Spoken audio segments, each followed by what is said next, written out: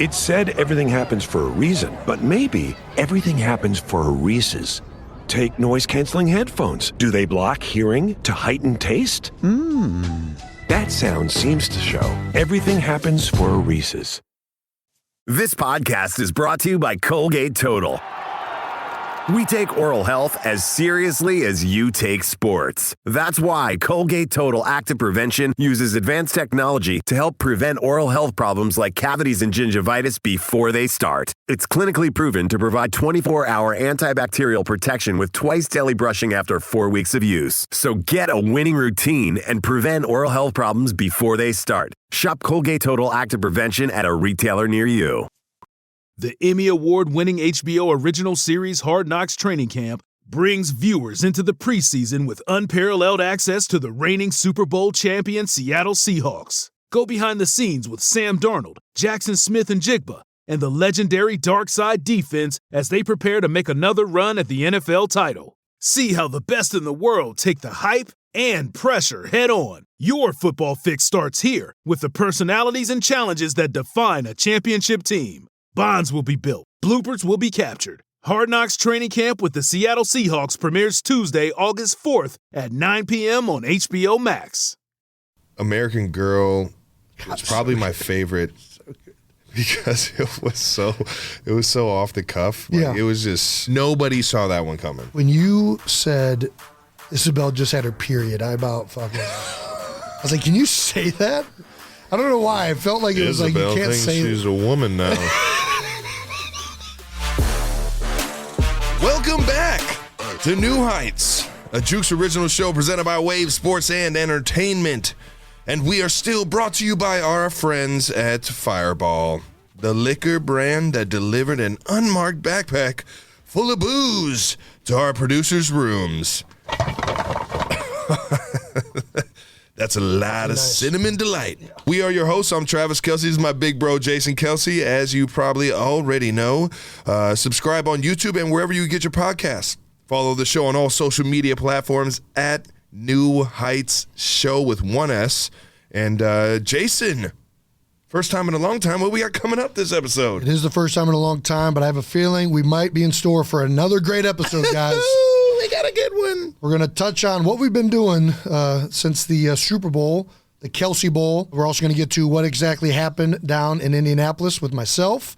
And, of course, we're going to talk about the big Yeti in the room going on SNL this past Saturday. That was crazy. Still, I got my shirt. I went down to the NBC store. See that? Do they give that to you when you host? No, they just. So you had to buy that? Yeah, I think. What do you mean you think? You don't know if you bought it? I asked somebody to go down to the store and grab it. I was going to do it myself, but I'm going to be playing with this microphone. I was a little busy, huh? I'm going to be playing with this thing. I feel like it's like fun. It's like Bob the Builder. It's like a crane. Coming in hot now. Nah. Is it kind of like Ace Ventura? Like,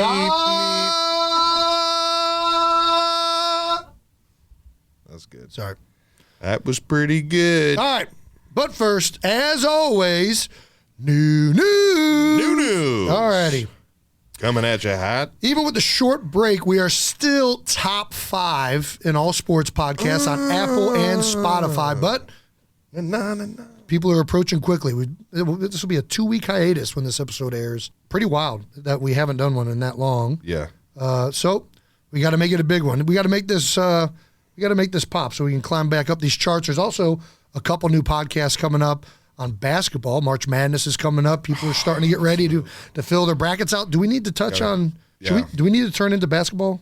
Yeah, we need to go ahead and start being a basketball pod in the offseason. Yep, I'm with it. It's hard. I feel very confident expressing football opinions, but if you want to hear ignorant basketball opinions, just talk to Jason Kelsey. Which is what the people need. I feel that's why podcasts are really educated on all these right things. They need to hear the wrong. Yeah, let's be honest. They can differentiate the two. I think that's the reason people like podcasts. They're tired of hearing polished expert opinions on TV. Dude. Let's get to what the people really want. Let's give ignorant, uninformed. Let's give these 92%ers what they want to hear. Sure. So, Jason, we've got some really big news, probably the newest news to hit the news. What's that? New Heights family got a little bigger, brother. You're talking about your new niece. New niece. New niece. All right, yeah. Lil Benny. Bennett Llewellyn Kelsey. That's right. Beautiful name. Just rings. Interesting way in spelling Llewellyn. Not going to lie. Yeah, it's a tough one. Tough one. A lot of silent. I was already struggling with that one, and then you just, not going to lie, you mind fucked me. It's a lot of silent doubles. Start with a double, end with a double. What other word starts with 2 L's? Lloyd. It does. Lloyd Christmas. I was going to go llama. No way. Are you being serious right now? No way. Llama? Llama. Definitely has double L. Okay, got me. La llama. La llama. What else has a double star to it? Aaron. Hey, Aaron does. That one's weird. That one doesn't make any sense. The llama one I get. The double Aaron, makes absolutely no sense. How does the double L make sense? Because there's double L's all the place. It lets you know that it's an O sound as opposed to a L sound. Llama. Larry should be double L. I don't know how Larry got fucked up. Okay. Larry fucked it up. I don't know. I feel like the double consonants make sense. The double vowel doesn't make any sense. There's at no other point in the English language are there double fucking vowels. Balloon. Well, it's double not true. O. That's not true.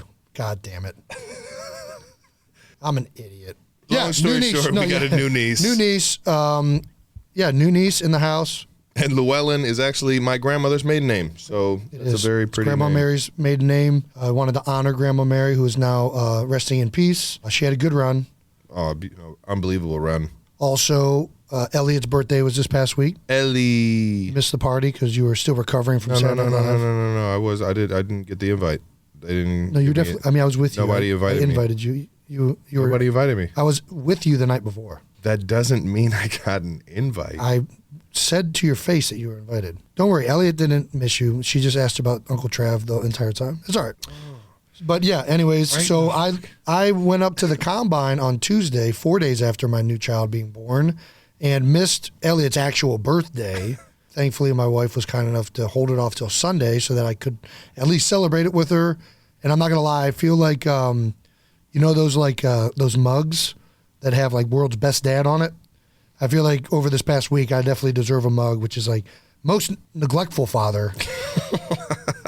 I'm dead serious. Yeah.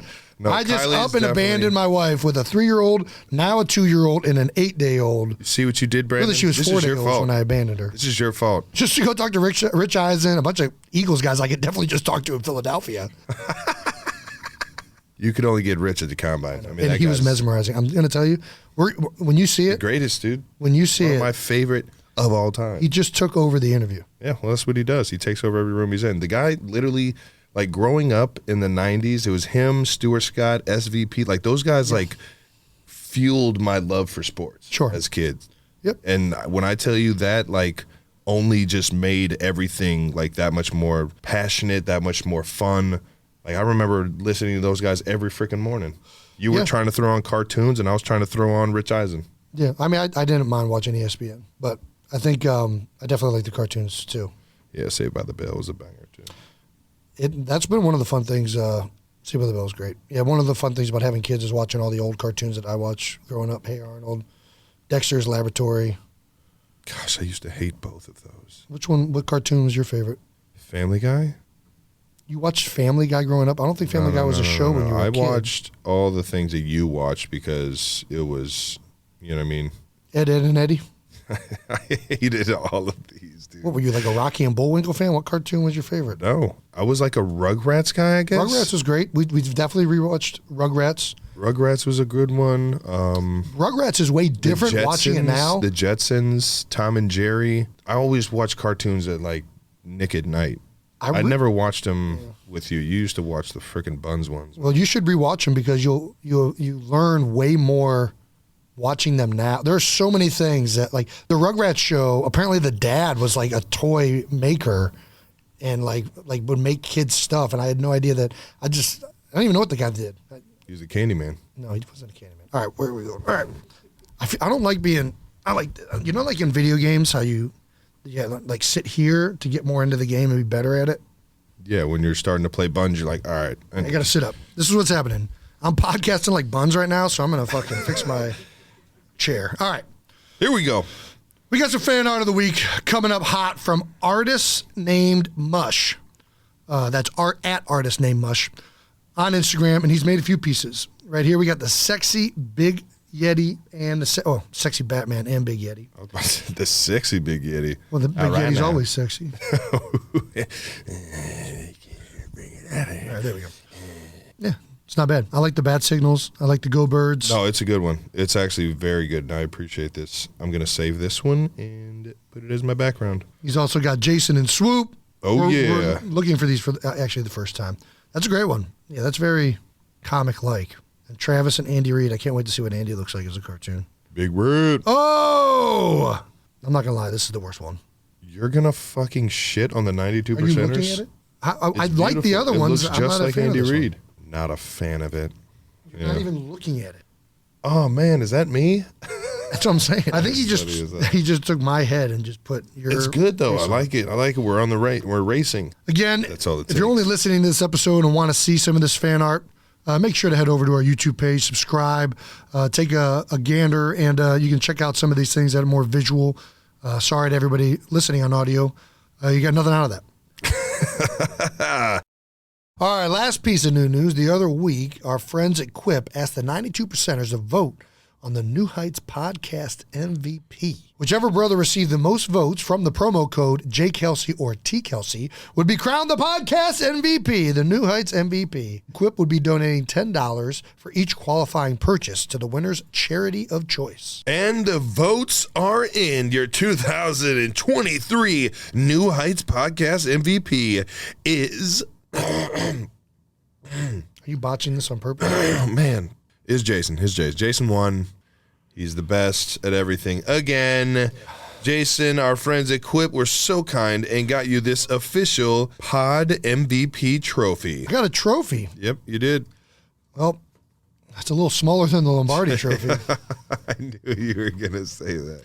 I feel like our fans... It's not about the size. It's about... I feel like our fans just voted me MVP because everyone feels incredibly the funniest bad for the... Because you're the best storyteller. Travis is hosting SNL going on Jimmy Fallon and just won a Super Bowl. We can't... Whoa! Dude, this is cool.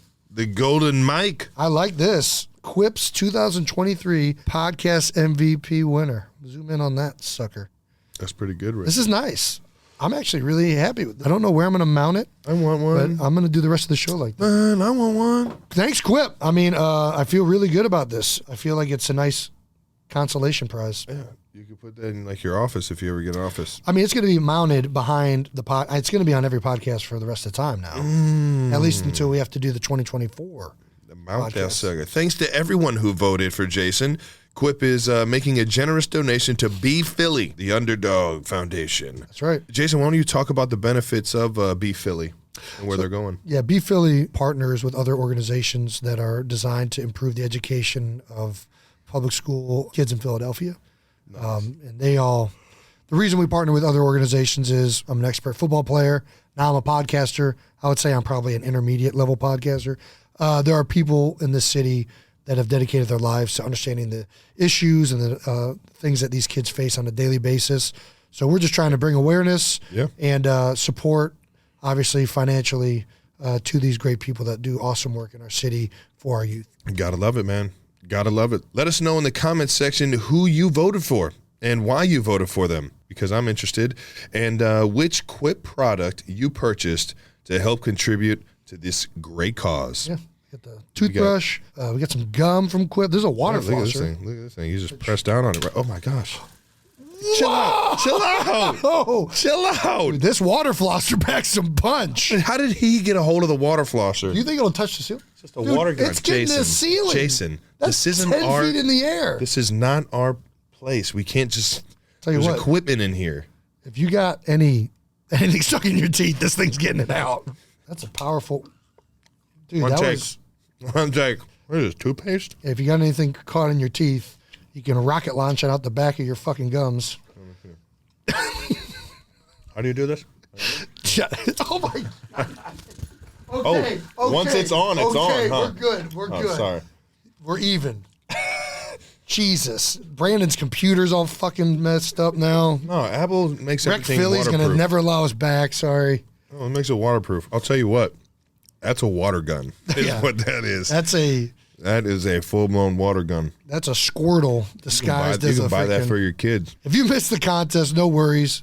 Just go to getquip.com/newheights, and you're still able to get 20% off any Quip product, including the water cannon, the toothbrush, or the Quip gun. The water cannon. The flosser. Go to getquip.com/newheights right now and get 20% off any Quip water flosser, Quip toothbrush, or Quip gum starter kit. That's 20% off any water flosser, toothbrush, or gum starter kit at getquip.com/newheights. Quip, the good habits company. Good habits. We're just teaching good habits. Thank you, Quip, for keeping the podcast MVP's teeth nice and clean. He just called himself an MVP. I didn't call myself the MVP. You did. This trophy did.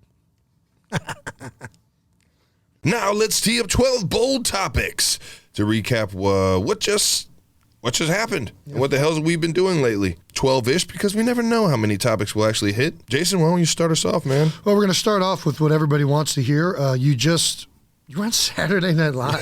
That was pretty crazy, right?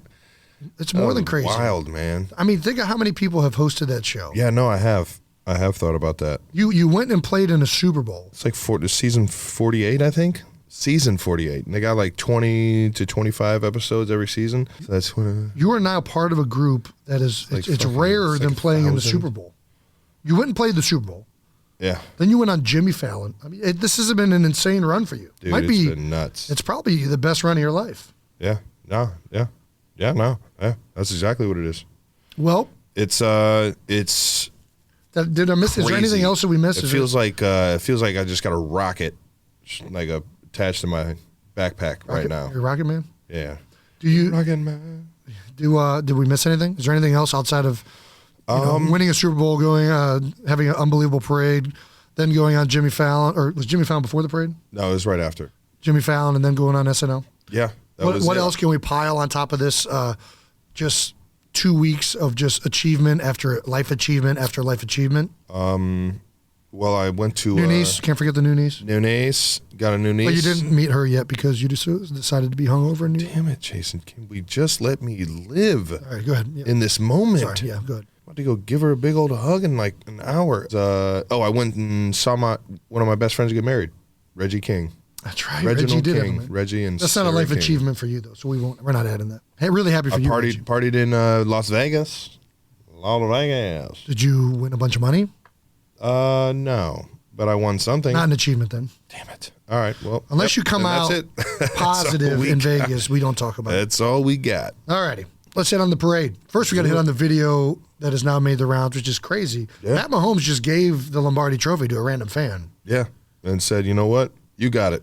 Pass What it do, you, around. what do you think the guy said to him to get him to hand him the trophy? Man, that's a good question. I don't know. I'm gonna have to ask Pat now.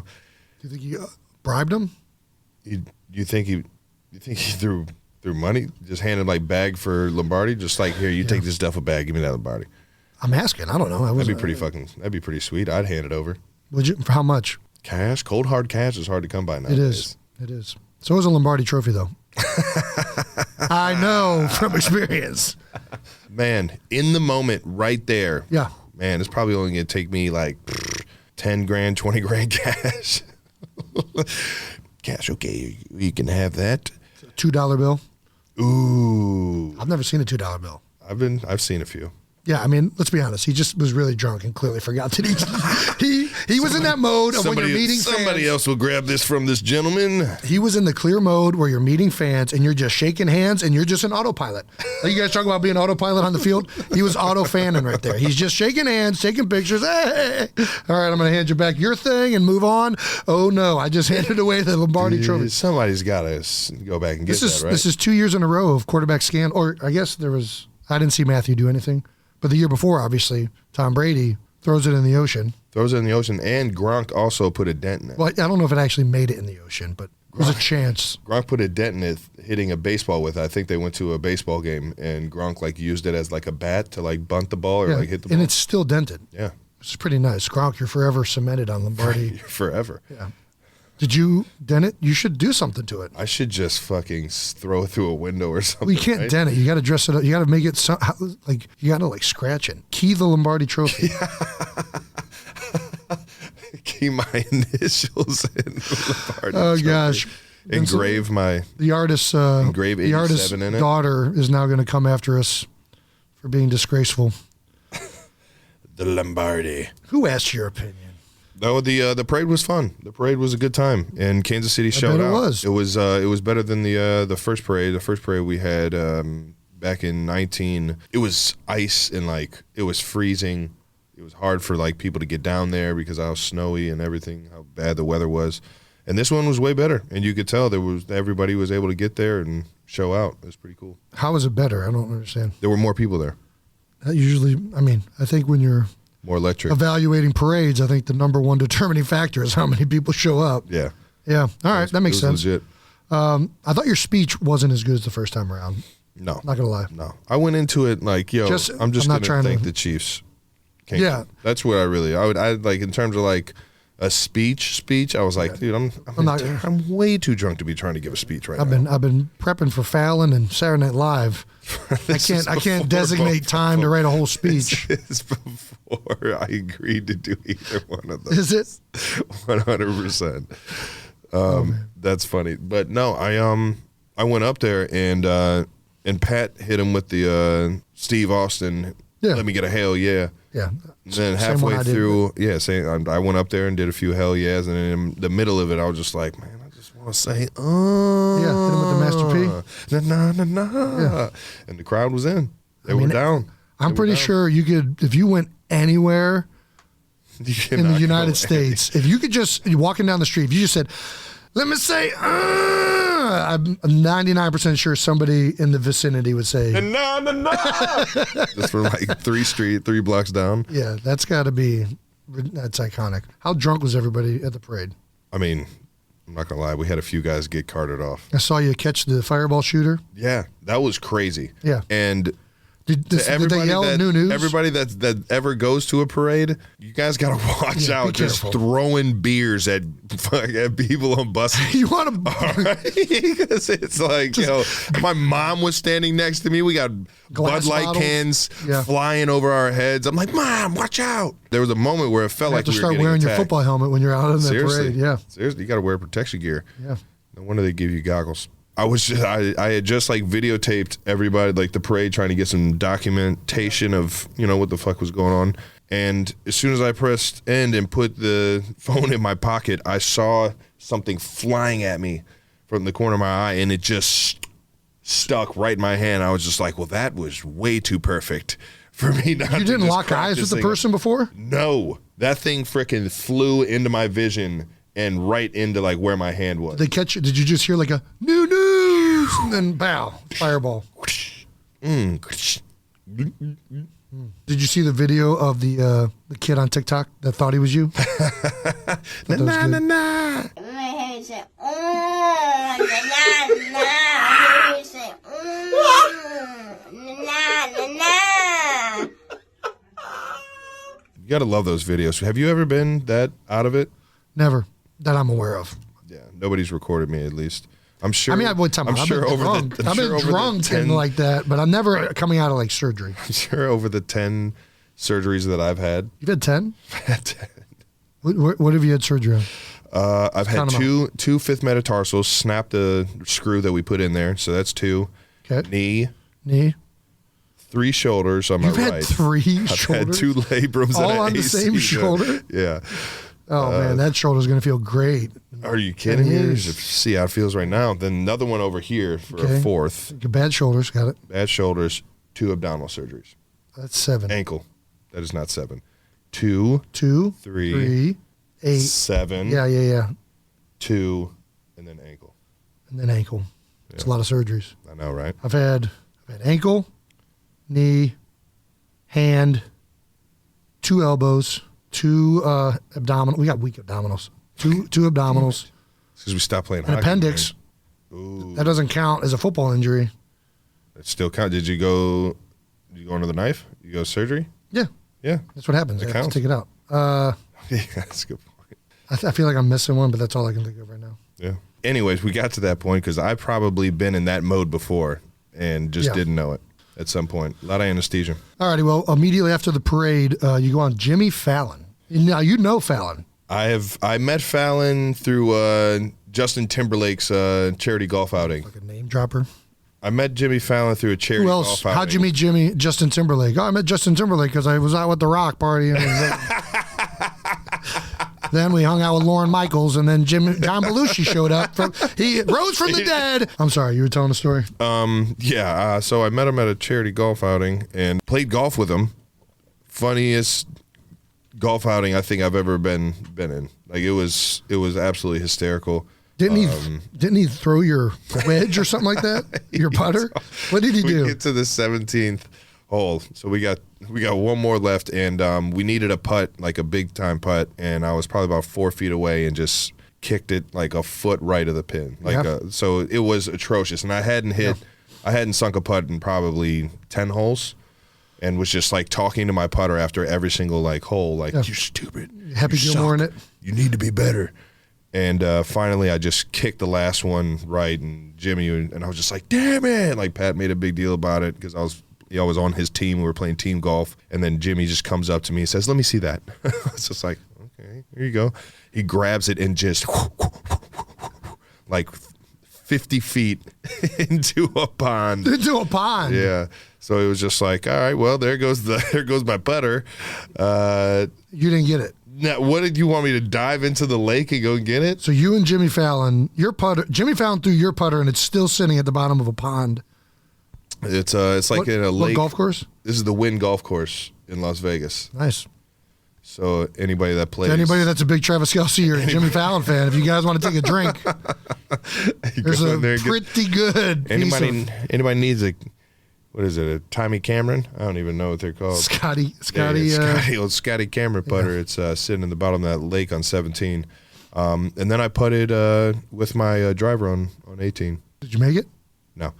But I'll tell you what, Jimmy did. He told me he was going to give me a new putter. So I'm going to hold you to that, hey. Mr. Fallon. He's probably already reached out 100 times to try and get me it. And I don't read emails. Well, if he really wanted to give it to you, he just would have gave it to you when he went on the show. So how was the show? The show was awesome. Yep. When I first get there, I'm wearing like this greenish teal True Colors two-piece. I actually wore during our Pat Mahomes interview. Mahomes. Yep. And I walk in, and the first people I meet are the Roots, Philadelphia's finest. Yeah. And I could just feel the tension of we know we have to play this music for you. Yeah. But I do not want to play this music for you. So did you know before you met them that you guys were going to Fight for Your Right to Party? No, as I'm going there, they're kind of giving me the rundown on what they think is cool for the show. Yeah. And they were like, would you be down to do some karaoke? Because that's what, Fallon is like karaoke king. Absolutely, yeah. You know what I mean? He's seen like, the show. He's the best. So we come up with that, and I'm like, yeah, let's do it. But I didn't realize that I knew none of the words. I didn't even know the words. I didn't even know the melody of how the joint started. You just know the chorus? All I knew was Fight for Your Right to Party. Yeah. So, like, I'm trying to, like, jump in, and this isn't like your karaoke where they throw the words up on the, you know what I mean? On the screen? It's like, yeah. Like what other kind of karaoke is there? No, it's just cards. It's 30 Rock, so they just had that's right, cards. Cue cards. So we did find that out. They're still using cue cards. Yeah, it's the best. So it's not the best. It's completely outdated, but it's fine. Well, cue cards can't freeze. They can catch on fire. What are we? Like, what? We're just saying random things that could happen to stuff. Somebody could spill their coffee on the cue card, then it's all fucking ruined. Where was I? Oh, so basically, long story short, the Roots play this song about 10 times, like in the rehearsal, and I'm like, I can't catch the beat, I can't catch the rhythm, I can't catch anything. Hey, so I completely botch it. And I kind of get it right after they like stopped and like walked me through like the words and everything. Yeah. So I kind of got it and then we go back to like our dressing rooms to like get ready for the show. And they're like, do you even want to do that? Do you feel comfortable doing that? They're basically saying you're like, awful at it. We should cut it. And we want to make sure you're okay. Give me a chance. Just give me a chance. And it didn't go bad. It went great. What are you talking about? You nailed it. Well, shout out to the Roots, baby. See, for knowing that you it. failed that much in the rehearsal and then nailed it on the spot is crazy to me because it was the same thing for Saturday Night Live. It was 1,000% the same thing for SNL. You're just a gamer. Listen, How about that? turn the camera on. We're gonna have some fun. There you go. It was, but yeah, shout out to the Roots for getting me through that, and that was a memorable experience. So I promise you, that shit was it was so cool kicking it with Jimmy up there and talking about how I broke the news of being the host on Saturday Night Live. Yeah, which is pretty cool, man. Yep, and so you're at 30 Rock to do Jimmy Fallon. You go back a week later to do Saturday Night Live at 30 Rock. Yeah. Do you have an office at 30 Rock now? They just give you spot. Are you employed by NBC at this point? No, they just put me with the janitors. I'm kicking it. Cool. That's where I'm at. All right, well, So I'm with it. At least I'm there. let's get to it. You're hosting Saturday Night Live. SNL, baby. It's the most iconic show on cable television. So right? wild, man. That is such a well-oiled machine, man. Yeah. And it's so fun. The first day you get there and there's you meet everyone. Everyone comes into one room and they just go around the room and it's like a big icebreaker. Yeah. It's the most awkward if you're the one hosting because you really don't know anyone, but everyone's kind of all eyes are on you. Yeah. So it's extremely awkward, but it kind of just shatters any nervousness or feels. Is it just names, or are we doing all right, say your name, where you're from, honestly, favorite color? it was like they all pitched me an idea, During like their a skit. introduction? Like a skit, yeah. The They didn't even cast say their members or the names. writers? It was everyone So the whole crew's in there. in there. So it's not. They didn't say their names. What are you talking about? That's what I'm saying. But it was essentially. It's not an introduction then. Well, yeah, They're because just giving. This is just an idea. You're pitch, is making what it eye sounds contact and you're speaking to someone. It's the first time you have a conversation with someone. That's an introduction. It doesn't have to be a hey, how are you? like.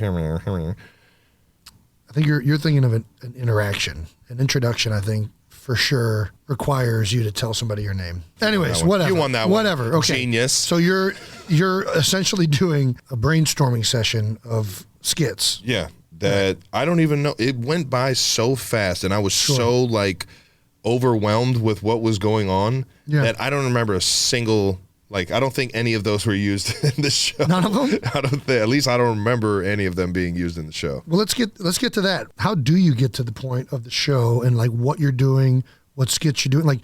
How does the week work? Let's just go from Monday to Saturday. So Monday you have the one meeting, and then you kind of interaction meeting. Interaction meeting. Then you meet with the writers about your monologue, which was probably the biggest part was making sure the monologue is true to you, but at the same time still entertaining. Yeah. And I, oh my gosh, they made that monologue so me that I could just run with it and I could have fun with it. And I was comfortable with everything. That didn't make me nervous about anything that I was saying. I could just sit up there and just make fun of myself in front of everyone. It was the best. Yeah, or your brother. What? I'm Either honored. Way, Tuesday comes around and you start to meet with every writer there. You just go office to office, meeting with all of the writers and the team of writers that they kind of have implemented. And then you just hear pitches and you hear kind of what sticks, what's fun. Yeah. And Peyton Manning gave me one word of advice going into it, which was the best advice that I could get. And he said, dude, just go all in. Just be open-minded. Just go all in. Be on time. He must have knew. Somebody told him that I'm just terrible with time. I think he could just figure it out. He played football long enough, and he sees the type of player you are. This guy. You're a fly-by-the-seat-of-your-pants type receiver. You don't know what this guy. He can break out at any second. He can make up a route at any second. Those types of people are usually not the most.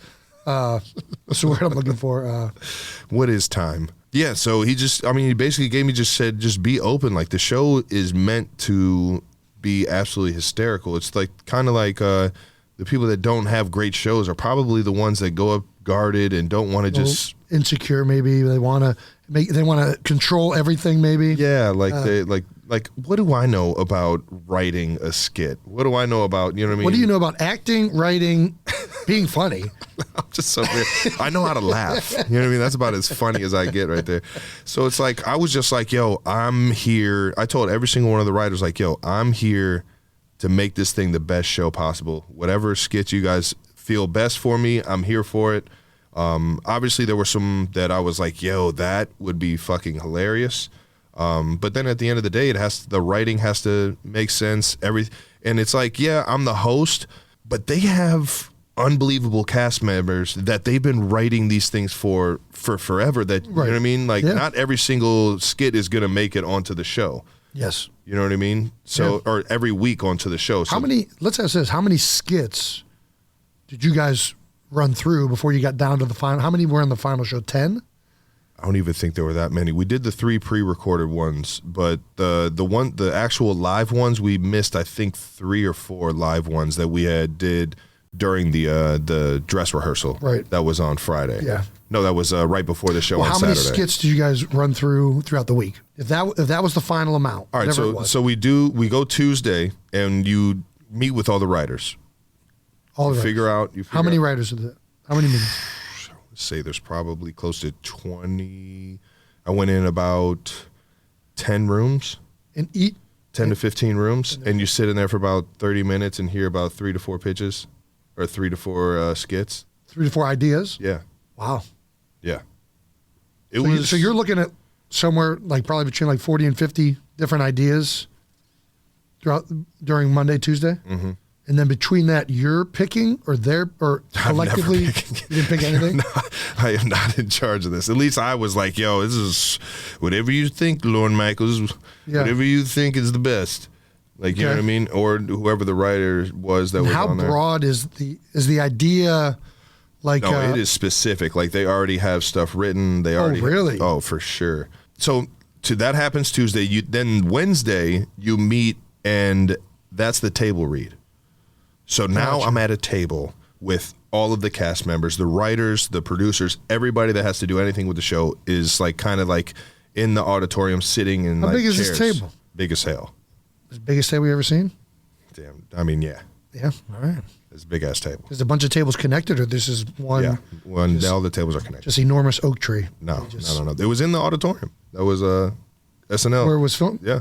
It's at 30 Rack? Yeah, they just take everything out. We were just in there just going over reads. All right. And we went over 40 of them. So I read 40 scripts. 40 scripts. How many were you in? My eyes, every one of them. My eyes hurt so I haven't read or looked at a piece of paper that long ever in my life. Yeah, you essentially read a book in front of... I sat down for essentially 2, maybe 3 or 4 hours. When is the... And just was going to... And don't get me wrong, I had an idea of which ones were which because I got pitched told the skits the day before when I met with the writers. Yeah. But it doesn't like prepare you for like what's actually wrote. Sure. You know what I mean? Like, and I'm not a fast enough reader to get through all of that before the reading, like the actual like. How much reading did you do before the table reading? Gosh, I maybe got through like 5 or 6 of them. I was given like 3 hours. Dude, it was a struggle. So you essentially read a book in front of how many people? I mean, the entire production cast, everybody. When's the last time before Saturday that you actually read out loud? Just read a book. When's the last time Travis Kelce has read a book? Audiobooks don't count. I used to read like by the chapter earlier on in my career. Like you've read a book. I felt like, I really did not think I'm going to be older and professional. There was a second there that I got into like Malcolm Gladwell books, like Outliers. Which ones? Outliers. I'd like to say ears. Lears. L-I-E-R. Oh my God. Outliers. This is great. Outliers, and then there was another one that was a good one. It had a good set. You are an outlier. You know that? Goddamn. If you pronounce outlier, you're a fucking outlier. It just all depends on where you are in the country. All right. So I'm from Ohio. Okay, we say outlier. How many I feel like we're in 3rd grade right now and I'm making fun of you. You're reading in front of the class. This isn't the first time. How many kids were discouraged forever from reading because they just didn't nail that out? Discouraged? I didn't give a rat's ass. That might be Bubba. trying to read out loud in front of people. That might be the only way I can describe how nervous I felt actually trying to go out there and act in front of people. That's what it felt like. You get nervous when you read in front of people? Not now, but like the first and third grade when you had to read a whole paragraph in front of your peers. And I was a hooked on phonics kid. I was not like I was not a proficient reader at that point. That's so funny, man. Yeah. I remember those. Yeah. I had to go to the principal's office one time because of those. Yeah, I don't think we were. Kelsey's not good readers. We're average readers. I think our eyebrows get in the way. Probably. Remember Miss Racky, Roxborough Middle School? Of course. Miss Racky. Awesome English teacher. I'm sorry, I'm going to throw this out there. So in Miss Racky's class, she would go. Classic move. You're awesome. I love you. But this was me being an asshole in middle school. So we used to go by the row. You used to go like first row, second row, and you used to read by the paragraph. Yeah. So it gets close to you. So you knew what you were reading. You knew what you were going to read. We were reading like Hamlet or some like. See, this is bad. This is bad teaching, Miss Radke. You're not paying attention to anything that's happening before that. If that's what you're going to do. You don't attack Miss Radke. Just like saying. This. Jeff Stoutland knows better. You cold call it. You don't cold call a middle school. When you get to the paragraph, you ask the person to read it. Well, not that way everybody they have can to be read paying. out loud. Jason, can I get to my story? All right, go ahead. Jesus. Sorry, I was just trying to. If you're ever a coach, don't let the player know before you ask the question. Then they have to listen to the question. They know they're about to answer it. They're not paying attention to stuff they know they're not answering. This is why you still say out loud. So I know what I'm calling. So I know what I'm reading. And there's a quote in there. I forget what the actual quote was, but I read it word for word until it got to the quote, and I thought it'd be funny if I freelanced the quote. You freelance the quote. Yeah. There's one thing you shouldn't freelance. It's quotes. So it was something like blah blah blah blah blah blah, and then Hamlet said Devontae should stop eating cheeseburgers with his fat ass. And like kind of waited to see if everybody. Devontae was in the back of the room, and I'm like waiting to see everybody Booker? laughing. No. I don't even know if you know him. All right. I say this, and I'm just waiting for everybody to just bust out laughing. It's a banger, man. Yeah, I nailed this. Crickets. Absolutely nothing. I look back at Devontae. He's just like, yo, what? What grade were you in? Miss Racky. Time out. Probably What? like 7th grade, 8th grade maybe. You guys were still reading out loud in 7th and 8th grade? Well, Jason, I wasn't in a fucking AP class. What do you expect?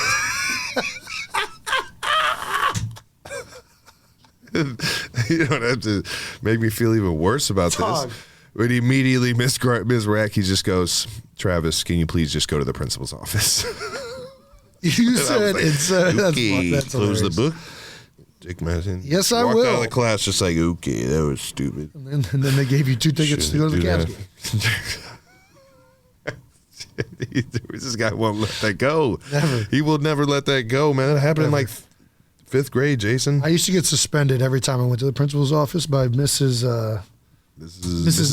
Mrs. B. Mrs. B. Me and Mrs. B did not see eye to R.I.P. eye. Whenever I got in a fight, I was very animated that I was right in having fought the kid. And apparently that's not the way you want to answer that question to a principal. Yeah, not the principal. You can say that to dad and mom. You can't say that to the principal. Yeah, so then I would get home and be suspended. And Travis, Mrs. McBee loved Travis so much. Loved Travis so much. I was in the office went to the just office as much to as go to this a kid. fight. Went into the office because he got in a fight or something, and he got Cavs tickets to the game. This is such a bogus. They said, Travis, take the day off. It wasn't even called a suspension. It was called a day off, and then they gave him tickets to go to a game on his day off. I'm going to clear this up right now. I entered a contest to where kids were able to, in art class, we were able to put or make a portrait that was going to enter a contest to be in the back of Lee Road Library, the back parking lot, big wall. It was supposed to be a mural. Nice. So they had all the middle schools do, or all the elementary schools do it, and I was one of the two. I was one of the two. This is a great way to get free artwork. That made the contest from Fairfax. Got it. It was me and Tess Young. And we Tess Young's are legitimately. Yeah, no, I had no You beat business being Tess? in this. No, they were probably like, it was one of those kid arts that was just like, this is so bad. This is kids art. So by entering the contest and winning, like at Fairfax, they gave me 2 free tickets. Just so happened to be the same day I get in a fight and Jason gets in a fight. So we both go to the office. My dad comes in. He said, you first, points at Jason. Jason goes in. I hear a whole lot of, but this, but that, and then I was right. He punched me first. And he comes walking out. Dad's just like pissed. Jason's not, he might not be crying, but you could tell he's like, you're doing so unfair. Yeah. 2 days suspension from school. You, come here. I walk in. Sorry, Mrs. McBride. I know I shouldn't have punched him in the face after he called me an idiot. Shouldn't have did it. I will never do it again. And I get 1 day removal from school. And she says, oh, yeah, you won the contest. Here's 2 free calf tickets. So I walked out of that room like, I get to fucking sit home and watch The Price is Right and Family Feud and then go to the Cavs game while Jason gets told he's suspended. Our disciplinary removal was never on the record. In honor of Travis being on SNL and doing a bunch of accents, we thought we'd read all of our ad reads with accents this week. So, before we keep going, we need to shout out one of our sponsors, Fireball. This is my Fireball rich takes Southern gentleman accent. any event to the next level, especially celebrating winning a big game. Fireball's iconic cinnamon flavor tastes fire and goes down easy, making it the ultimate crowd pleaser. That's why it's the #1 shot in the country. What I really like about Fireball shooters is that there's no shot glass.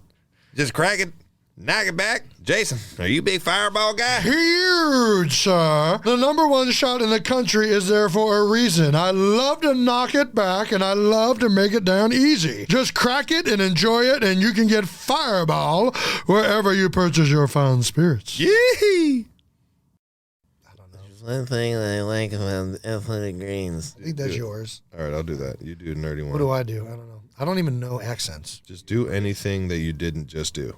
An Italian? Oh, let's hear it. If it does a one thing I get to answer all the time, it's how do I maintain my health during the wonderful season? And the answer is simple. The answer is an Athletic Green, 81 by Athletic Greens. You guys probably didn't expect Jason Kelsey to be a big greens guy, did you? No, it's more than the basic greens, Travis. It's the Athletic Greens. It's got the 9 products and the one. You just do a serving of an AG1 and all of it covers all of your nutritional bases. You support your long-term gut health with 75, how do you say 75 in Italian? Siete de cinco vitamins and then your minerals and your whole food source high quality ingredients. Well, if you're listening to all this show and have been saying, man, I want to be as healthy as Jason Kelsey, you're in luck because Athletic Greens is giving you guys an incredible deal with 5 free travel packs and plus a year of supply of vitamin D. Like Travis said, Athletic Greens is giving you a free 1-year supply of vitamin D and 5 free travel packs with your first purchase. This is their best offer yet. And you can get it at athleticgreens.com/new heights. That's athleticgreens.com/new heights. It's me, Mario. Your favorite Athletic Greens spokesperson. Woohoo! Yay! Wah! All right. I don't even know where we're at. Let's get back to Saturday sorry Night about Live. So that. you read 40 scripts, and somehow we picked 13 of them. That happens all in Tuesday? Or however many you guys picked? Yeah, so it gets narrowed down from 14 to like, 14. Said 40. 40 down to like 14, and then, or 13, I'm not even sure. But Whatever it was, yeah. Yeah. Then you go into Wednesday. Then you start,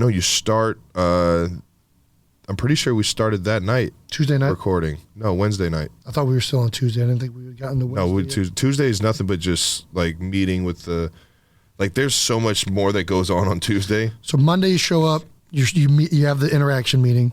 Tuesday shows up. Writers. You just meet with all the writers. You find ideas. Just meeting writers. Wednesday, table read. Yes. Just flesh out ideas, and you start actually working on them Wednesday night. Yep. Like actually I think rehearsing. Thursday night. Well, I was there Thursday night. You were That's what I'm pre-recording saying. Thursday night? Yeah, so that was the first thing I did on camera with any of the cast. Nice. That was the first thing I did, which was fucking hilarious. It was great. That was the The first one on Thursday night when I got there, you were recording Straight Male Friend. The pre-recorded Straight Male Friend with Bowen Yang. Man, that guy is a all-star. His facial that was one of the craziest things, just watching the like different way he was moving his face and his reactions to each clip. Like that was fun to watch. Absolutely hysterical. Yeah, so we do. You were great too. But this is what I'm saying. They write these skits so that the star, like the host, can just walk in and just it be flawless. Yeah. You know what I mean? Like the Hinge skit in that we did live on Saturday was with Bowen and Heidi. And that is them two just being absolute all-stars and me just like making sure I don't fuck it up. What do you mean? Like, I mean, I had a few lines, but I wasn't like that was their skit. You know what I mean? Like they like. Well, I mean, you're in the skits. You had lines in it and said stuff. Yeah, but like I wasn't doing any of the actual funny parts. Gotcha. You know what I mean? Like everything was kind of based off of what you were just the hot guy that she was sleeping with. If you want to call me hot, I'll take it. It's cool. Well, I was just the guy that was in the bed. You know what I'm saying? All right. Long story short, it was one thing to like feel like everything was like wrote around me. Is it written or wrote? I think they both can work depending on how you say it. God damn it, that doesn't help. It's not like they were all written for me. The monologue was written for me. I don't know. Neither of us. We're both hooked on phonics. What are you asking me for? All right. So they have a whole all-star cast that they're like, these parts are bomb parts. And how can I come in and help this skit, or how can I make this skit work? Gotcha. And that's how kind of like it ran down. Like a lot of the ones that didn't make it, I had more of a part in. Okay. But I'm not an actor. I'm not. So it's like, yeah. Do we put in, Chloe Fineman being absolutely fucking hysterical in the. What was the dating show? The dating show one. What was that called? Too Hot to Handle. Oh my gosh, dude, I've had an ear infection, I think from how much I've been flying, and it just released. And nice. So gosh, now it's really loud. It's very loud. Attaboy. Sorry. But it's like either very talented. You know what I mean? Very talented and unbelievable role for her. She fucking kills it. Yeah. And she helped me out, like figure out what I was supposed to be doing. My terrible British accent, she fucking said, go for it. Up until right before we actually started doing this podcast, I thought he was doing an Australian accent the whole time. I was like, dude, you nailed that Australian accent. He's like, it was supposed to be British. Yeah. What a dweeb. But that's SNL for you. And you just got to send it, man. You just got to send it. What? So that all. So you started actually recording on Thursday night, which is when I showed up, which I made sure. I don't know if you know this. So you got advice from Peyton Manning. Mm-hmm. You also got advice from Charles Barkley. Chuck. Big Chuck. Threw it out I forget man. what show he put this out there. I don't know if you saw it. It was his podcast with Ernie. That's their podcast? Yeah, it's their podcast. I'm going to have to start listening to Chuck and Ernie's pod. No, we're in. That thing's, you already know. Yeah, and do you remember what his advice was? Make sure you wear draws. Which, for me, was good advice. Very good advice. Yeah. A lot of changing back and forth. When I tell you, they'll throw you in like a corner and just kind of muddle huddle and just start ripping clothes off you. I made sure that I packed my drawers for the show. What's Friday? Friday is when you start actually they start finding the sets for everything. They start finding, the costumes, what wardrobe. Wardrobe, what you're gonna look like, and start kind of narrowing down how long the skits are gonna be, what the camera angles are, stuff like that. So now you're actually on set with the entire cast, who's gonna be in it, and you can still see the writers and the cast members creating everything. Yeah. You know what I mean? Which is fun. It's a crazy experience. And to finally see it all come together, like that Friday I was like through the roof. It felt so cool just being like now you were in busy. The madness. Fridays when you were really busy. Right? Yeah, Friday was the longest day. Thursday and Friday it looked like they were the hardest days for you, just watching from afar. Yeah, Thursday wasn't too bad for Friday was the one? Friday was the one. Because you went to bed Thursday night like 2 a.m. Yeah, and then up at it at 7, and then we were there till midnight, 1 o'clock. Dude. But that's what Peyton was saying. He was like, dude, just do it. Yeah. Like, you know what I mean? Just be on time, be prompt, don't fucking feel bad. I love that you keep emphasizing be on time. Dude, I was so on time. I was so on time, and I was only like 15 minutes late every time. Like, dude, that is the most on time I've ever been in my life. Oh, my gosh. All right, Friday happens. Everything is set up. Saturday Comes, and out of nowhere, the entire place is just like plugged in. Yeah. The atmosphere, the energy, everybody's saying happy Saturday. And I'm just like, oh shit, people are really fucking pumped about this shit today. Yeah, man. It's game day. It's game day. And that's what it felt like. everything was so much fun. We kind of went through a lot of the stuff, just I don't want to say a run through, but like it was just to get camera angles, everything like that before the dress rehearsal, and then when the dress rehearsal hit, it was like game time. Right. You know what I mean? Everybody was locked in. Yep. Everybody was making sure they hit their lines and just being absolutely hysterical. And the dress rehearsal was so much fun. So Saturday you had a little bit beforehand, but the dress rehearsal was the main first thing, right? Yeah, essentially. I mean, don't get me wrong. It's still pretty big to try and figure out your lines and exactly how to portray You're not just the sitting around characters doing and nothing. stuff. Yeah, you're getting ready. Yeah. Dress rehearsal. So a lot of people don't. I mean, probably a lot of people do know this. I didn't know anything going into like how this whole thing functions. And the dress rehearsal happens. You run through the entire thing, everything you're wearing. Live crowd. I mean, it's a dress rehearsal. Yeah. But you have a whole crowd, and you're trying to figure out which sketches are going to make it into the show. But you do all the sketches. Yep. You do every single sketch. So there was 3 sketches. You're actually seeing more if you go to the dress rehearsal. Mm-hmm. And it even changes from, it's evolving the whole time. Like I was watching a lot of it on the TV in the dressing room I was in, and they're changing scripts. They're changing people, like different people are in different areas, cast members that is. That is evolving up until the last possible second when the show's going on, which is crazy to me. Yeah. It's awesome. Like there's things that people did in the live performance that they didn't do the entire week. Yeah. Yep.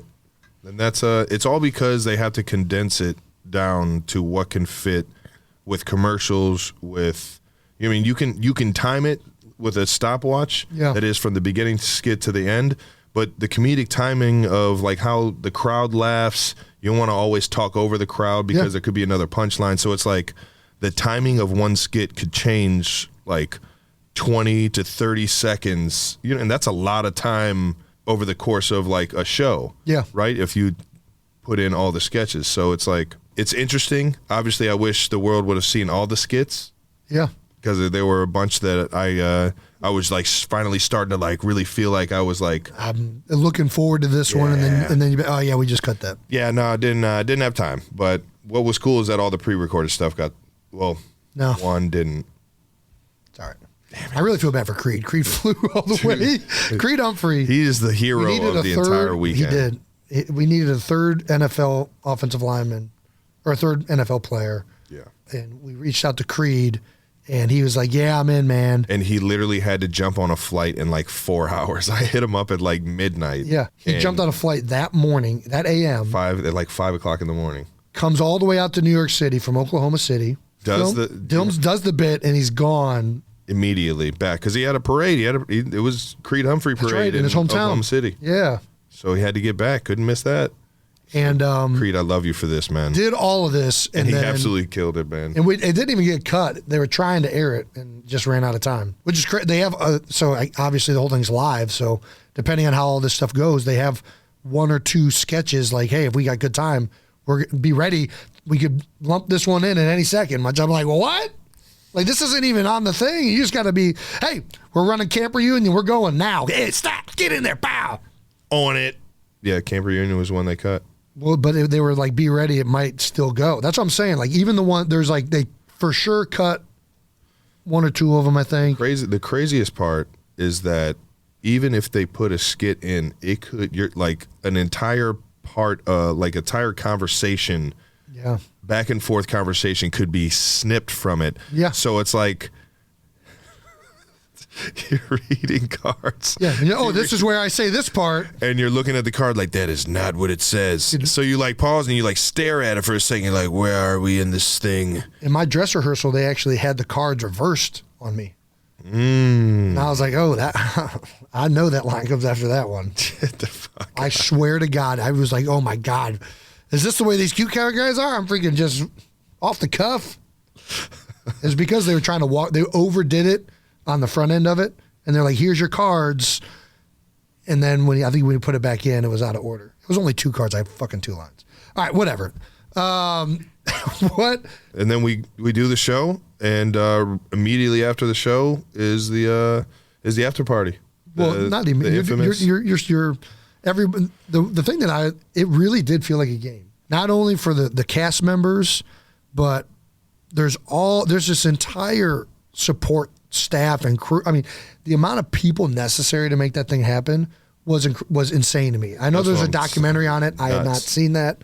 I didn't know what to expect. I made sure I watched that. I'm sure you did. I did not want to go into that thing blind. But I was watching everyone's monologue. It was so impressive how dialed in that thing is from the top down. It starts with Lorne, with still how active he is in the whole thing.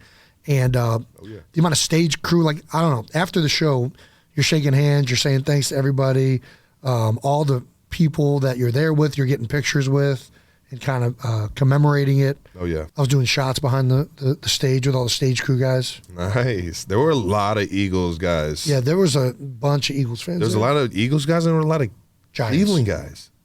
There were a lot of Cleveland people. Well, Cleveland is the biggest, I think, Broadway spot outside of Broadway in New York City, I believe. Kane Park. I don't think it's in Kane Park.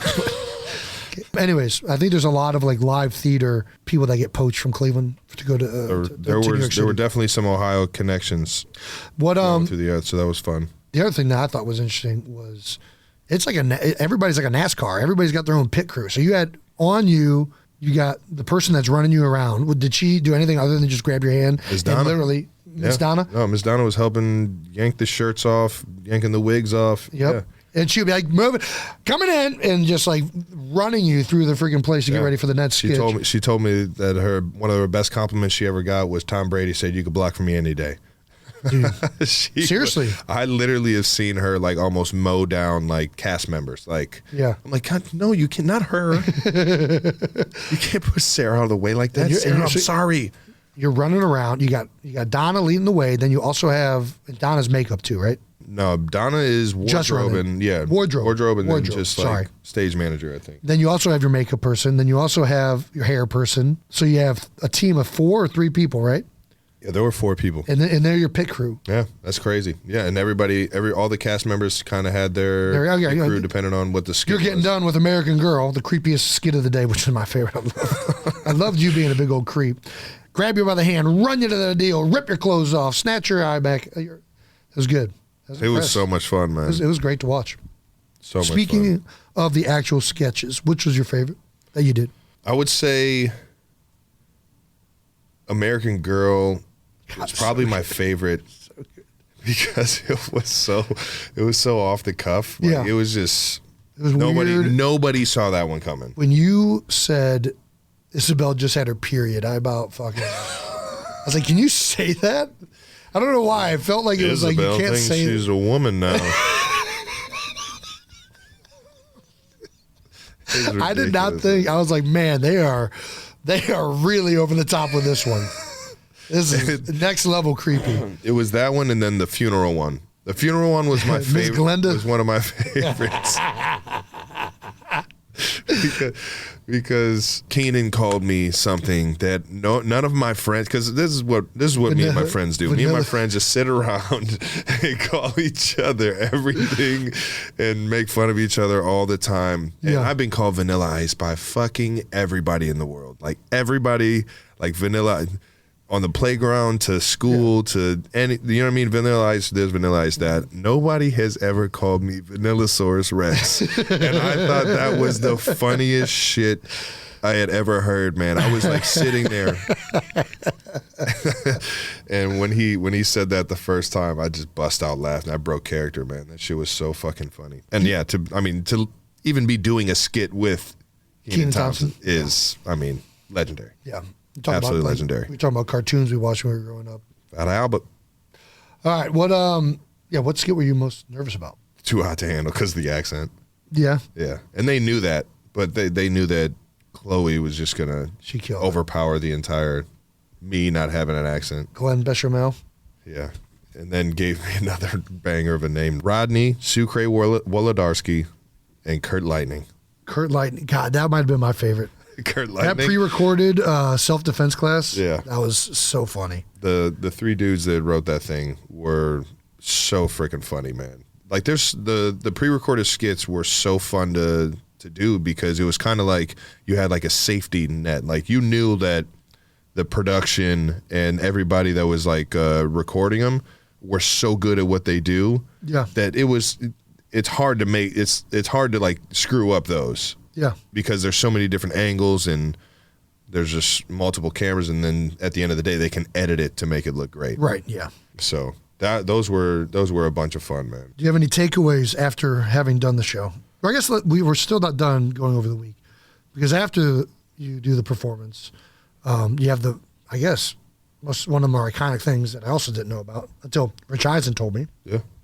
Which is the after party. SNL after party. Rich Eisen was kind enough to tell me, make sure you sleep in all Saturday as late as possible because you will see the sunrise the next day. And he did not lie.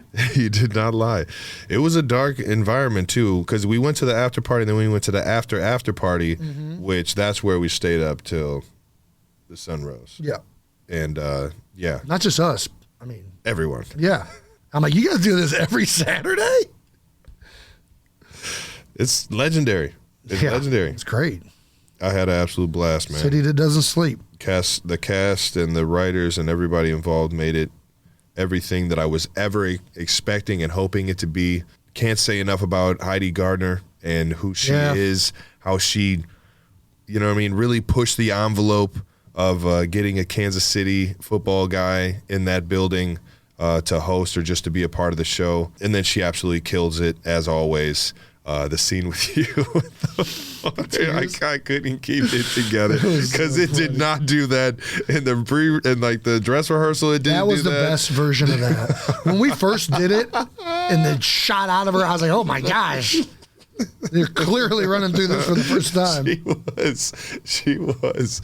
Oh my gosh, she was drowning. Yeah. There's more water than any other one version we did. I was like, how are you keeping it together right now? She did not break character. And I'm over here laughing my ass off at her. I'm like, okay, keep it together, bud. Yeah. Heidi also, True professional. Her entire, she had a bunch of family members there. She's from Kansas City. And they all had a tailgate. So we tailgated the Saturday Night Live performance with her family, ate some barbecue. It was awesome. It was awesome. The Gardners. Do you have any takeaways from doing the whole thing? I mean, you've already announced a bunch of them. Do you have any final things you want to say? Favorite moment of the week, takeaways? Oh man, nah, man. I mean, I'm just so appreciative that I even got to do it. Yeah. You know what I mean? Yeah. The takeaway is just that, you know what I mean? I get to have the memory of being one of the selected few athletes that they get to jump into one of the coolest environments ever. And that thing is a well-oiled machine, and it's so cool to just see from, you know, a personal level exactly what it takes to make one Saturday Night Live. And it's crazy, man. But it was so much fun, man. I'd do any of that in a heartbeat. I got to say, man. In a heartbeat. I say this as somebody who you know would 100% crush you if you did terrible. You fucking killed it. You did a great job, man. And I did not know what to expect. I knew you're good in front of the camera. There's never been a camera you've seen that you're not good in front of, and you did not disappoint. So good job, Trev. Brother. All right now. All right, let's look at some reactions. Let's see what other people thought. Well, the Peyton Manning thing, I guess, was ahead of time. But Travis, good luck hosting Saturday Night Live. I know you will crush it. One piece of advice, don't peg kids in the face with the football. You're a tight end. You should stiff arm them or run them over instead. Man. That would have been a good sketch. When I went into it, I was like, man, let me get some ideas. So I started like writing in my notes like ideas of like sketches and stuff like that. I'm like, these guys have professional writers here. Like, what am I? I'm gonna come in like, hey, we should do a sketch about a big Yeti playing basketball with a whole bunch of little kids, and I'm just dunking on them. And like, they already have like shit for you when you walk in the door. Right. So it's like.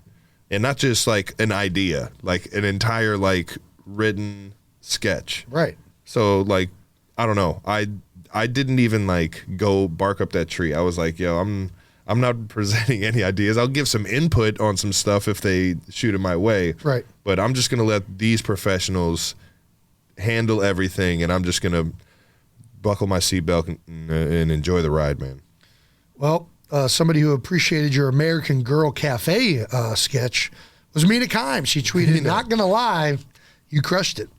Which You were the biggest creep I've ever met. yeah, you're really good at acting like those dolls are real people.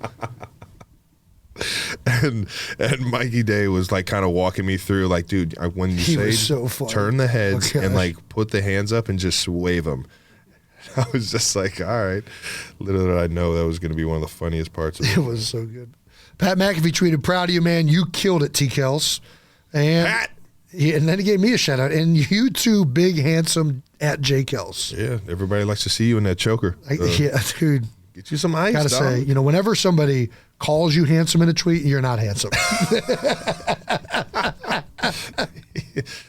Can't give this guy a compliment anyway, man.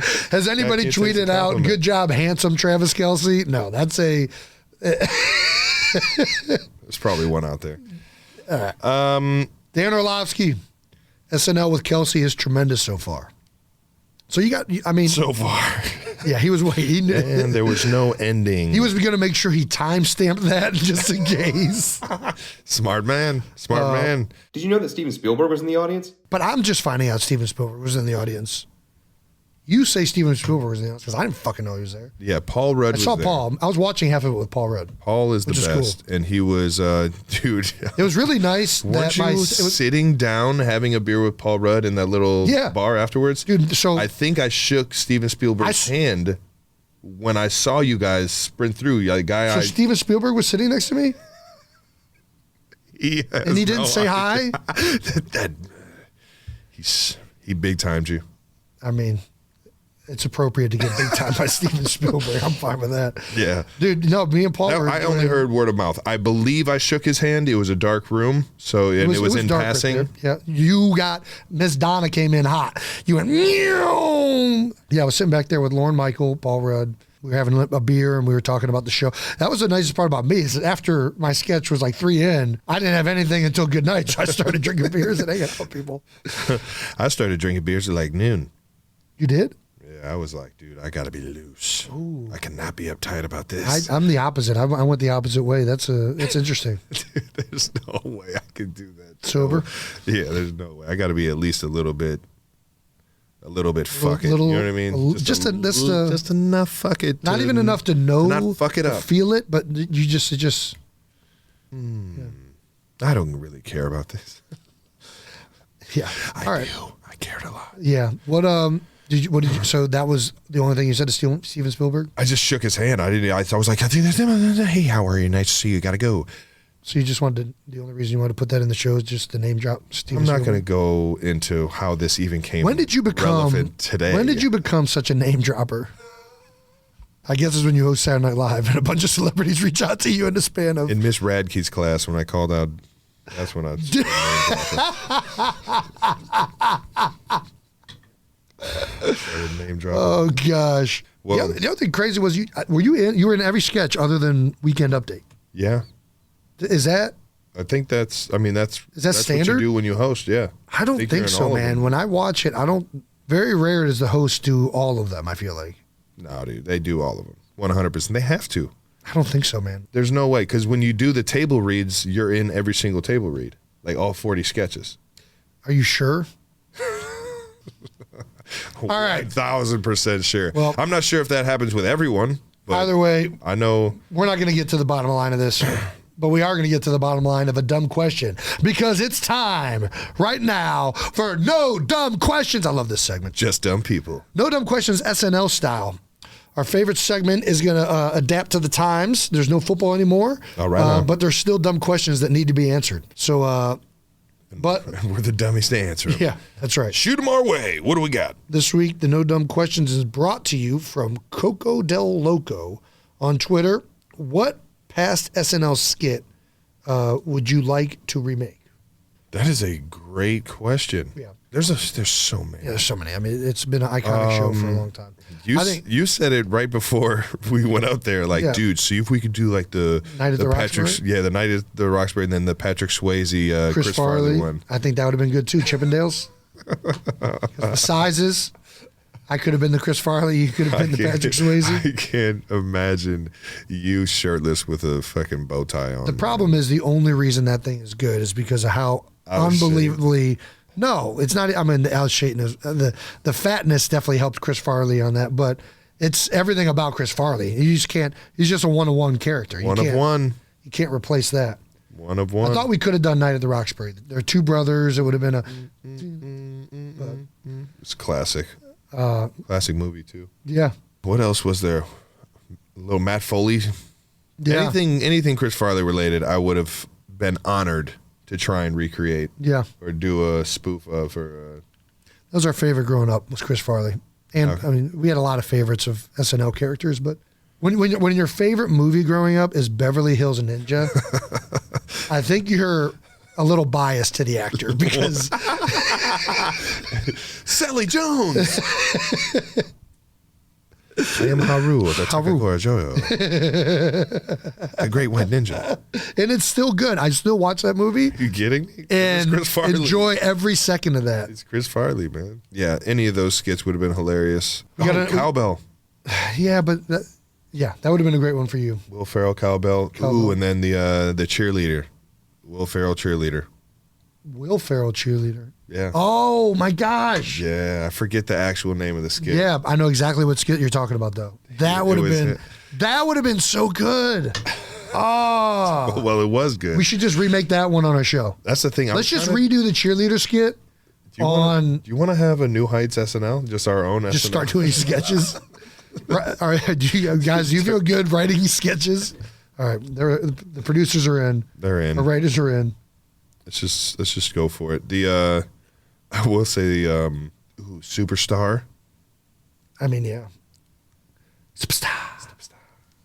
That's no dumb questions. That is no dumb questions.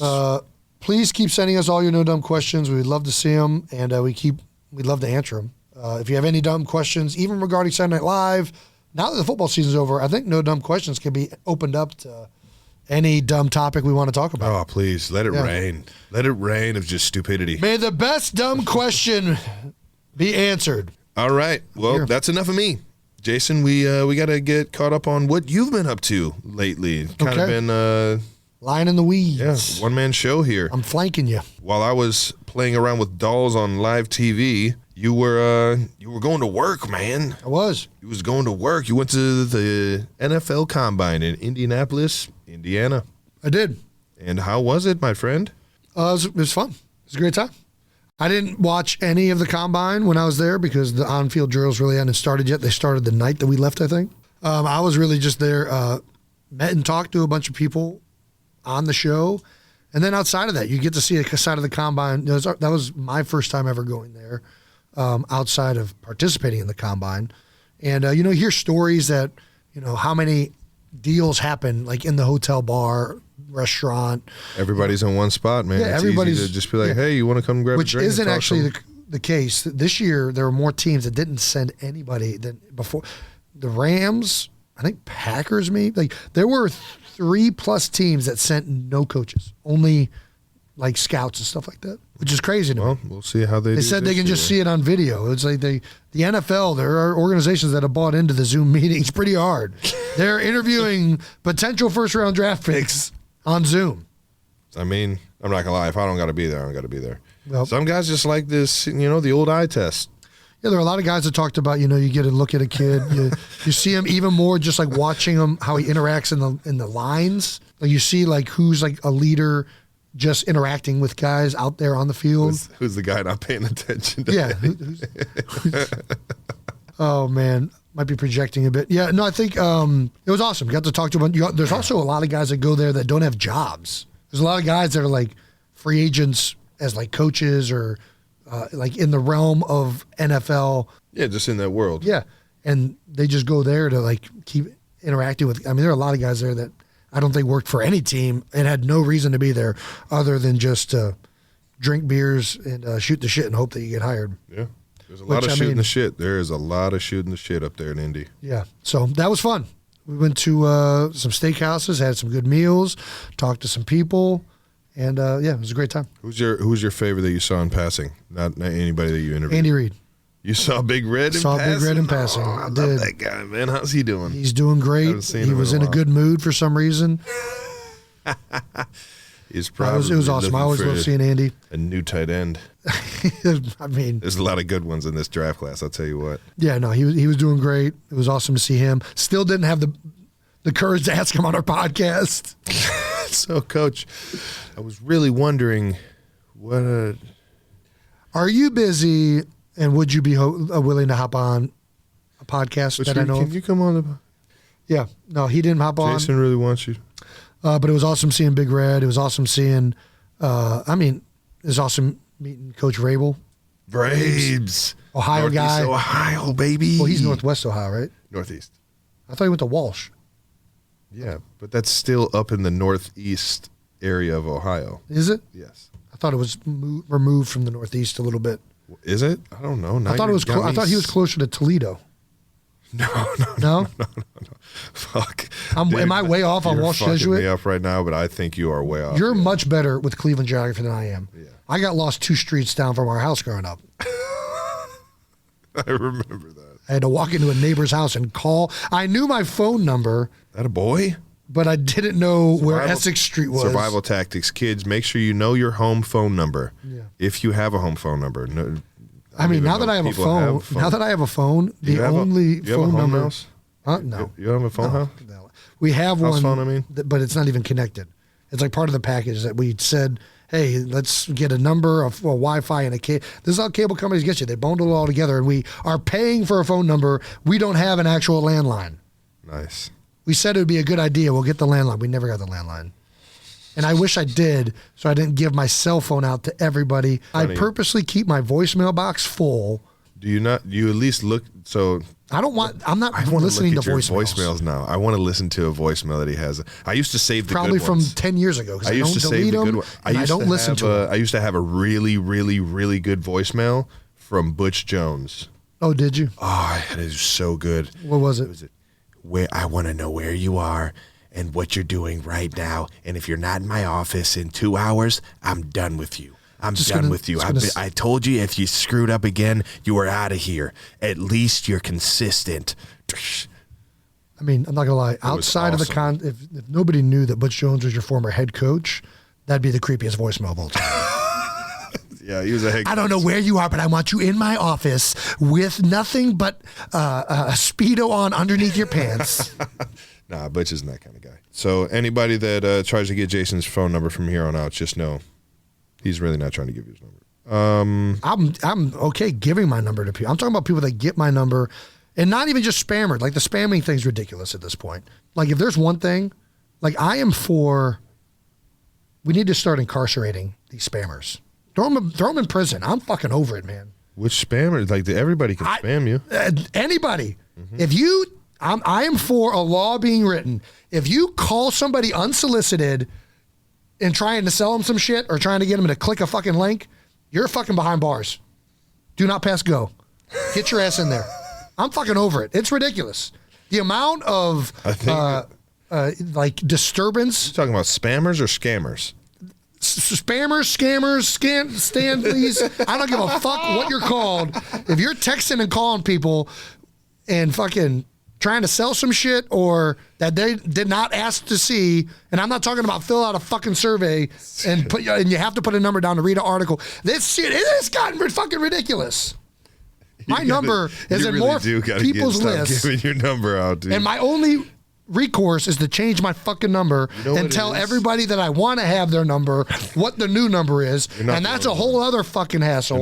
You're not the only one that feels this way. There's a lot of Americans I that feels this can way. guarantee know where it comes 100% of from? Americans feel how I'm feeling right now. You know what's funny is that you usually get those kind of calls because of online shopping. You fill out a fucking profile, you put a number down because you really want this item, and you want to make sure that item gets to you. Yeah. Yeah. Well, that's why you have a landline, Jason. It's the way all these online companies work. Plug your fucking landline in. You have to and fill out a fucking- number. Yeah, I know. If I had a landline, I could just put that number in. Okay, I get it. But I'm tired. don't. I'm tired of having to put a number down just to get to see something or an email. Email I'm fine with because I'm not reading fucking emails. I digress. That's another thing. I'm not reading emails. Fuck email. I'm not reading emails or voicemails.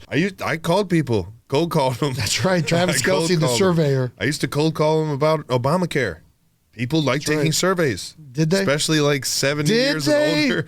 70 years and How older. did those calls go, Travis? They're tell you about Obama. I was calling. What was your region? Because depending on your region in Ohio. Southeast Indiana, Southern Ohio, and Northern Kentucky. I can guarantee without even being a part of these surveys how the Southern Ohio calls surveying Obamacare went. So, I mean, yeah, you interviewed a lot of the Eagle staff, some people in passing, like a Rich Eisen. You want me to just tell you who we talked to? Yeah, why don't you roll it down? Yeah, so we talked to Howie Roseman, Nick Sirianni. What? Yep, we did a recap of the season. We just had great conversation. Man, I can't wait to watch this. Yeah, it's going to be good. We talked to Daniel Jeremiah, Rich Eisen. We're obviously the combine experts. Yeah. And then we talked to Shane Steichen, the new head coach of the Indianapolis Colts. We're going to find out how to release it, what's the best way to do this, but we're going to release these interviews over the next few weeks. All of them went great. Shocker. When you talk to smart, good people, not a shocker. You can have good, because interesting conversations. This is like you being an interviewer. I know. It felt weird without you being there. I don't think there's some level of charm that we have off of each other that people like, I think. Siblings. And we weren't able to do that, and it felt weird not being able to do that during these interviews. But I think they're good because the people that we interviewed were great. I think Howie Roseman could legitimately have his own podcast. I'm dead serious. I can't wait. It was insane how good this guy was. I wish I was there for Howie's. I would have just. Yeah. I would have. What would you have asked him? What did you see as Zach that you didn't see? Yeah. Why did you like Zach Ertz? Why do you love Zach Ertz more than me? Gosh. And what did you see in Dallas? He definitely would have blamed it on Chip Kelly. Smart man. Yeah. Smart man. Something tells me that had a lot more to do with it than what he saw. Howie was very involved in that draft. That draft he was still in that part of the building. I cannot wait to hear him. I wish you would have caught Vrabes. That would have been fun. Yeah, I mean, he said he'd come on, but I figured that'd be one that we both need to be on. There are a lot of people that we would have loved to interview down there, but we didn't think would be good without you there. Doug Peterson, Dougie, Braves, like anybody that you have a connection with, it makes sense to have you there for it. So that's why we ended up doing a lot of Eagles guys. Rich Eisen would have been good for you to be there, but shocker, Rich Eisen is good no matter who he's talking to. He completely took over the interview, by the way. I fucking love that guy. I'm not messing with you. Like it was like, how did I miss it? I don't know if he's like what do they call that when you hypnotizer, a hypnotist? He just I'm not kidding you. The moment I walked past him, before he said a word, just walking past him, I was like it was like a cat and mouse. Like he was just pawing at me the whole interview. I'm dead serious. I have never been more rattled talking to somebody in my entire life. I didn't know what to say. He led the entire conversation. I was just a pawn in his game. That's how you know you're a good interviewer. Of combine. Just let the talent be the talent. Wait till you catch it. He is good. I love it, man. But we want to give you guys a little look at what we got. What he's trying to say is I think we're going to air a clip of the Howie Roseman episode right now. So enjoy. What was my scouting report? What made you guys draft me? I think we can't tell this story without really telling the story of Howard Mudd, and we had you in the 4th round, Fourth round? Yeah. So why didn't you guys draft me in the 4th round? Well, honestly, I'm embarrassed that we had you in the 4th round because you're thinking the first ballot Hall of Famer and we had you in the 4th round, so we were wrong about that. Right. And we had it because at the time, like we talked about before, like nobody at that time really looked like you. Right. Nobody. And you were converted linebacker, right? Mm-hmm. If I remember, you played your freshman year as a linebacker, right? Yep. Defensive Scout Team Player of the Year. Yep.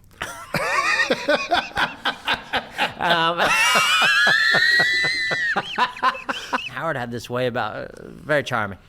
I'm fucking telling you how this fucking guy, like there was Sean goes, Howie, I'm telling you. We were totally excited to get you and draft you there. I can picture where I am at certain times. We were 2 weeks into practice, and he grabs me, and he's like, he's starting. And I was like, yeah, great. He's like, what are you thinking? Like week 3, because we have 2 road games. We were playing at St. Louis, at Atlanta. And he's like, don't even start with me. He's starting week 1. And this guy, I remember it, man, so clearly. He's like, this guy is going to be the captain of your team and your best player. And I went, that's awesome. That's awesome. But does he have to start on the road in the dome right away? Yeah. The rest of the episode is extremely good too. So I'm looking forward to that one airing. I'm looking forward to all of them, honestly.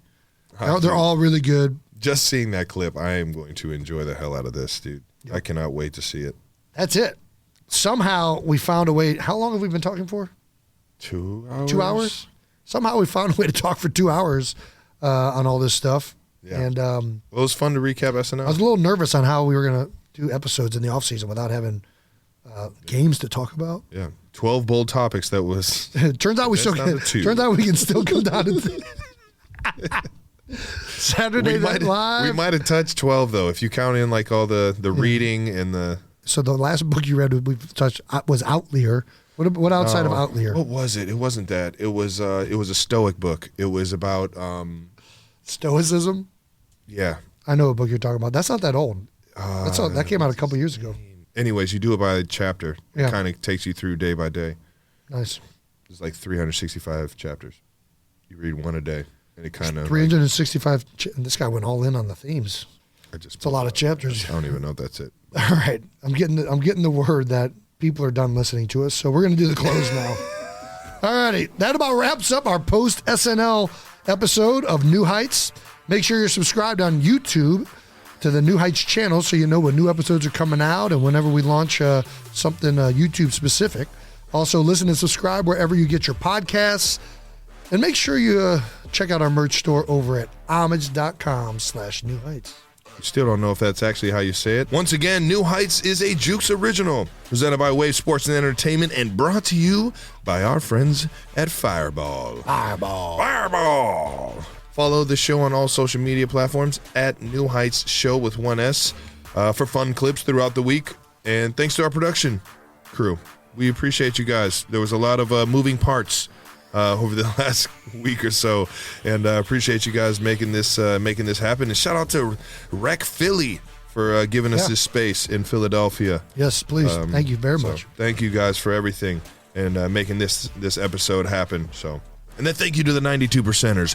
Boom! My first time for really feeling like I said it, and you guys are the 92%ers. Appreciate you guys tuning in every single week. Until the next time, we don't know when we're gonna do this, but we'll figure it out. Well, I think there's definitely an episode launching next week. But yeah, but like when we're going to sit down and actually do another one of these. Oh, live? Okay. See you guys. Well, hey, let's go meet Bennett.